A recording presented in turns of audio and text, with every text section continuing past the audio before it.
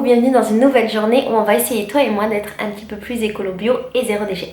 Si tu prends cette vidéo en cours, sache qu'elle fait partie d'un groupe de vidéos dans lequel on essaye pendant un mois, tous les jours, de faire quelque chose de nouveau pour essayer d'être un petit peu plus écolo bio. Aujourd'hui, on est dimanche et pour ce dimanche, ce que je te proposais dans le livre, donc l'exercice d'aujourd'hui, de ce livre-là, c'était de faire une action extérieure, c'est-à-dire de faire ses courses en vrac. Alors je l'ai mis le dimanche parce qu'en fait je me suis dit que ça pouvait être intéressant de préparer tes courses en vrac et j'ai bien conscience du fait que beaucoup de magasins ne sont pas ouverts, même si le dimanche il y a de très fortes chances que tu aies des marchés. Le vrac, c'est quelque chose de très important quand on est dans une démarche zéro déchet. Je dirais même que c'est la base. C'est bien de recycler ses déchets, c'est bien d'essayer de ne pas en créer des nouveaux, mais si on peut ne pas en produire à la source, c'est encore mieux. Et c'est quelque chose que les gens oublient souvent, ne pas créer de déchets à la source.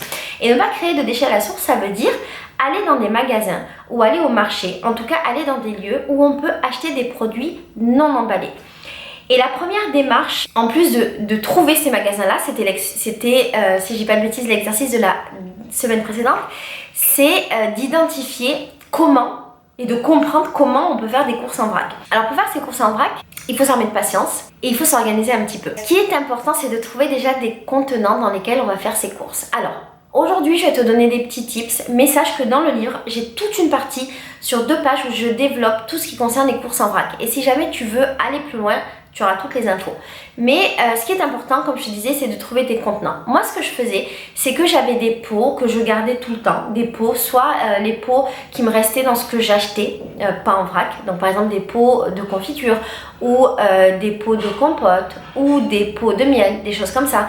Et j'avais aussi des sacs à vrac. Les sacs à vrac, c'était des sacs que soit j'avais achetés, soit qu'on m'avait donné, soit que j'avais récupéré. J'avais également, et ces sacs à vrac là étaient en tissu, j'avais également des sacs à vrac en papier qui m'étaient donnés dans les magasins de vrac et que je gardais et que je réutilisais. Du coup, ton exercice d'aujourd'hui, ça va être d'identifier quels sont les contenants que tu peux amener avec toi pour faire tes courses en vrac.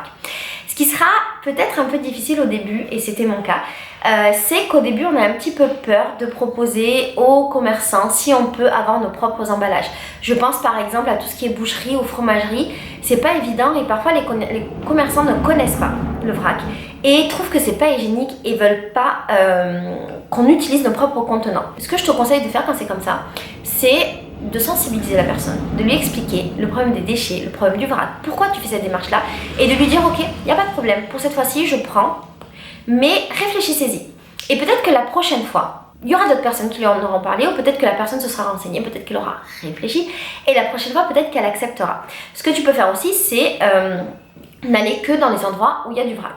Alors les endroits où il y a du vrac, ça peut être ton marché, ça peut être des magasins de vrac spécialisés, ça peut être aussi des grandes surfaces, je t'en avais parlé la dernière fois, ça peut être des grandes surfaces qui produisent du vrac et quand tu vas aller dans ces magasins-là, ça va être beaucoup plus facile pour toi parce que tu auras un environnement favorable au vrac. Un truc qui est important, fais super attention au poids de tes contenants parce que moi je me suis déjà fait avoir à faire des courses en vrac et même si j'étais dans un magasin en vrac, j'avais pas pensé que mes contenants avaient un poids et une fois qu'ils étaient pleins, on pouvait plus faire la tare et donc je perdais du poids qui avait une valeur et ça pouvait me faire perdre beaucoup d'euros. Du coup, ce que j'ai fait, c'est que j'ai pris l'habitude de peser les choses avant et de le noter. Et j'avais pris cette habitude parce que dans les sacs à vrac que j'ai, qui sont les sacs de la marque Koufou, et je te mettrai le lien dans la barre d'infos parce que cette marque est géniale et que la meuf qui fait ces sacs, si tu me connais, tu sais à quel point je l'aime, c'est une personne exceptionnelle. J'avais pris l'habitude de noter le poids sur les trucs parce qu'elle-même le fait dans les étiquettes de ses produits et du coup quand je passais en caisse, le caissier m'enlevait la valeur du poids de mon sac et ça faisait une grosse différence. Et une fois que tu auras fait des courses en vrac, la question qui va te poser c'est quels sont les contenants. Quand tu achètes un truc avec un emballage, tu te poses pas la question de dans quoi je vais le stocker chez moi, mais en fait quand tu fais des courses en vrac, oui. Moi ce que j'utilise beaucoup c'est mes bocaux en verre. J'avais fait une vidéo d'ailleurs dans laquelle je montrais ma cuisine et je te la remettrai dans la barre d'infos. Moi je stocke quasiment tout dans des bocaux et en fait le fait de faire ça, ça me permettait de voir en permanence ce que j'avais, ce dont je manquais et de pouvoir racheter en fonction.